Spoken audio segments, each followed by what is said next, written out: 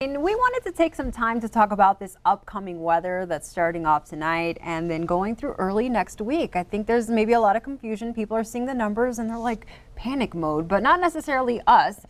I won't need my parka, but Cut Bank Kathy might need her parka. Yeah, that's right. Hi, Kathy. Yeah, Kathy, best to you. Well, really what we're looking at is exactly where we're going to see the impacts and what are they going to be. And really, it's a little different than a lot of storms that we would see, partly because of the time of the year that we're looking at right now. So some of the computer analysis is certainly showing a lot of snowfall, and we are expecting quite a bit up into especially these areas in north central Montana. I'm just going to slide it up ahead so kind of get an idea of where we're looking at. Now, you'll notice into the eastern plains of Montana from Billings into the east, this is all the way through Sunday afternoon, really not looking at any snow accumulation, but we are looking at quite a bit of rain for the areas once we start getting around Lewistown, Great Falls, northward, especially as you mentioned, Cut Bank, they could be seeing a substantial amount of snow. Certainly the mountain passes could be looking at feet of snow out of this. So if you are traveling, this could really be a major concern. But for most of us in south central and southeastern Montana, we're going to be looking at more rain showers and even some lulls in those showers along the way. It's not going to be a steady rain all the way through the weekend. All right, so we're that little lucky corner of the state that won't see all that action that they're getting up in the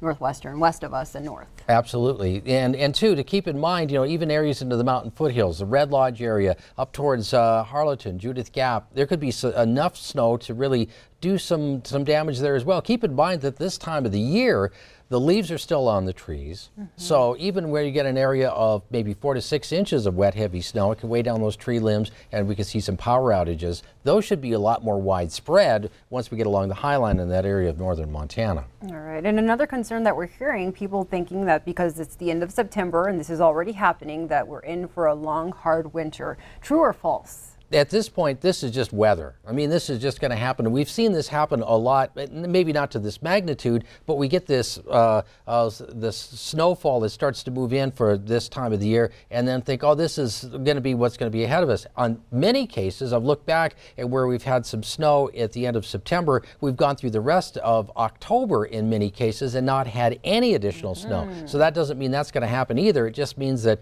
pretty much the door is open to anything that we're going to be looking at across the region. I wanted to show a couple other things here. We'll just show some of the areas where we could be looking at a bit more rain. And in here, we'll take a look at where Billings could be looking at some rainfall. This is by 6:30, about 7 o'clock tonight. Yeah, okay. And that's just an initial wave that moves through. And notice as we go into tomorrow, where we could be looking at even a break during the morning hours. And notice up in this area into around Cut Bank where the snow is starting to accumulate there, and as we push it through time, that's where the rain becomes a lot heavier. So if you don't see rain first thing in the morning, it doesn't mean we've totally ducked out on it, but we certainly will see it off and on. They shouldn't shake their fist at you just yet because it'll be coming. Yeah, you know, and even isolated thunderstorms in southeastern Montana would totally be within the realm of possibility. So the heads up is for travelers, if you don't have to travel, don't go this weekend, especially anywhere involving mountain passes, even up into the Bull Mountains, things like that.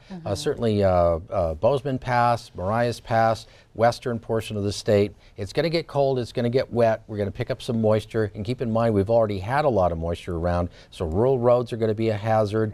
Hunters, maybe wait another weekend to fill that tag. My husband did his last weekend. There you go.